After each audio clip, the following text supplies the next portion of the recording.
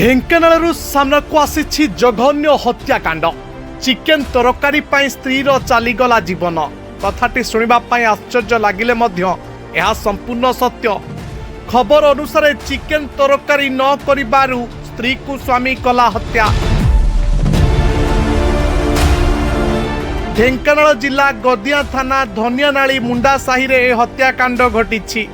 स्त्री चिकेन तरकारी न करिबारु स्वामी रागी जाई सख्त चापुड़ा मारिथिले। परे घटनास्थल ही स्त्रीर मृत्यु होइथिला।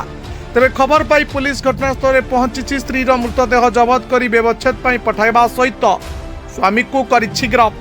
तेबे प्रकृत में चिकेन स्वामी एभली नृशंस काम कला ना या पछरे अन्य किछि कारण रहिछि से नै पुलिस तदंत आरंभ करिछि। रिपोर्ट विश्व खबर।